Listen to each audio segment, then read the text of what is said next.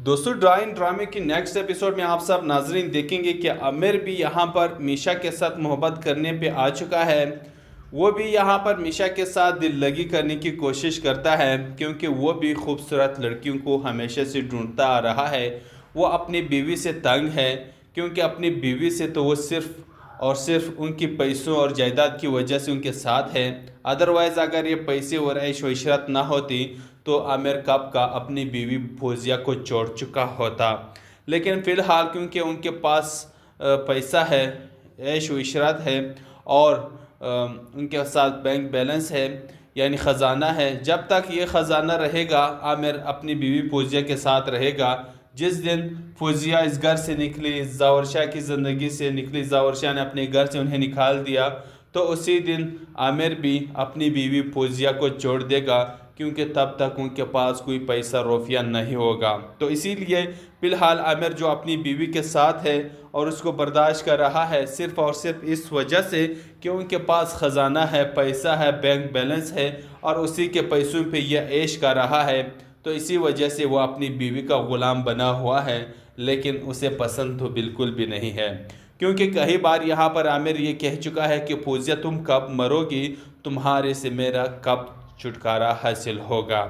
लेकिन फिर यहाँ पर मीशा जब वो देखता है तो उनका दिल धड़कना स्टार्ट करता है कि एक मीशा ही है जो कि खूबसूरत है, मुझे अच्छी लगती है, उनके साथ जाके जानबूझ के बातें करने की कोशिश करता है। लेकिन मीशा भी उनके साथ बातें करने की कोशिश करती है कि चलो मोहब्बत थोड़ी देर के लिए सही, इनको अपने जाल में तो फंसा लूँ, कल को इनसे भी तो बदला लेना है। तो इसीलिए वो भी आमिर के साथ उनके ही लहजे में बातें करना स्टार्ट हो जाती हैं।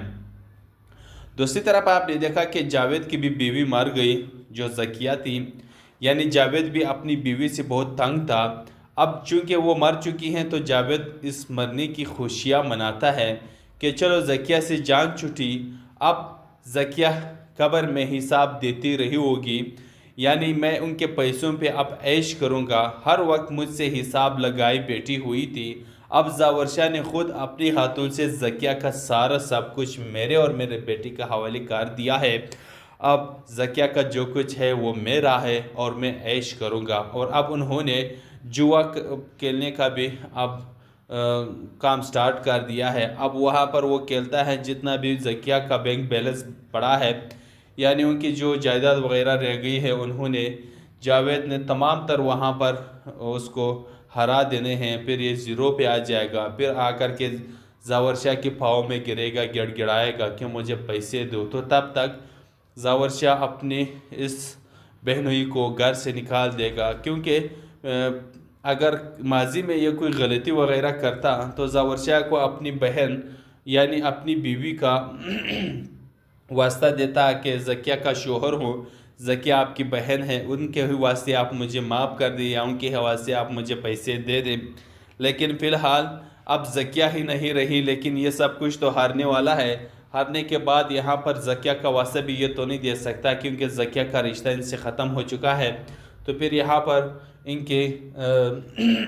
इनके ज़मरे में ना दरबदर की टोकरें आनी हैं। और यहाँ पर मीशा भी अपने मकसद में अब बहुत जल्द आप लोग देखेंगे कि कामयाब होने वाली है क्योंकि यहाँ पर नूरी का भाई आ चुका है और नूरी के भाई के साथ यहाँ पर मीशा मुलाकात करती है और मुलाकात में उसको एतमाद में ले लेती है कि आप नूरी के भाई हो, उस्मान नाम है तुम्हारा, तो तुम्हें एक काम करना होगा। मैं हकीकत फ़िलहाल तुम्हें नहीं बता सकती, लेकिन हकीकत बताने के लिए थोड़ा वक्त चाहिए क्योंकि एक मैं ही हूँ जो नूरी के हवाले से मैं जानती हूँ, लेकिन और कोई नहीं है इस दुनिया में, इस घर में जो कि नूरी के बारे में तुम्हें कोई बता दे। तो इसीलिए आपको मेरे साथ एक वादा करना होगा और वो ये कि आप मेरे साथ दोगे, यानी चाहे कुछ भी हो जाए आपने मेरा साथ देना है, तभी मैं आपकी बहन की हकीकत दुनिया के सामने ला सकती हूँ और तुम्हें अपनी बहन की हकीकत बता सकती हूँ कि तुम्हारी बहन के साथ क्या हुआ था, किधर है और कैसी है। तो यहाँ पर वो भी उस्मान बेचारा जो कि अपनी बहन के गम में बहुत परेशान होता है, वो मीशा के साथ एग्री करता है और ये दोनों मिल के फिर यहाँ पर नेक्स्ट आगे की प्लानिंग करते हैं और उसे भी तमाम तर हकीकत से फिर मीशा आगाह करती है कि तुम्हारी बहन को जावेद, ज़किया, फौजिया और यहाँ पर आमिर ने उनको कत्ल कर दिया है, उनको मार दिया है, मुझ समेत मुझे भी मार दिया था। लेकिन खुशकिस्मती से मुझे तब दफनाने जा रहे थे ये लोग, मुझे उस टाइम होश आया था, तो मुझे दफनाने से पहले मुझे किसी ने बचा लिया था। तो अब उनके बहुत सारे एहसानात थे मुझ पर, मुझे एक नया चेहरा दिया, मैं एक नए पहचान के साथ अब इस घर में आई हूँ। यानी मैं नूरी का सहेली निहाल हूँ।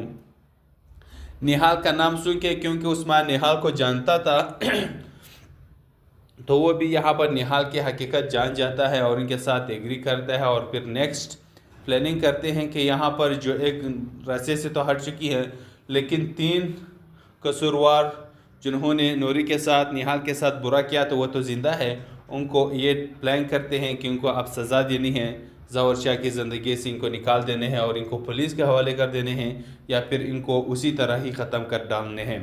तो अब ये दोनों एग्री कर लेते हैं। अब नेक्स्ट देखना ये होगा कि ये दोनों आखिरकार अपने मकसद में कामयाब होते हैं या नहीं।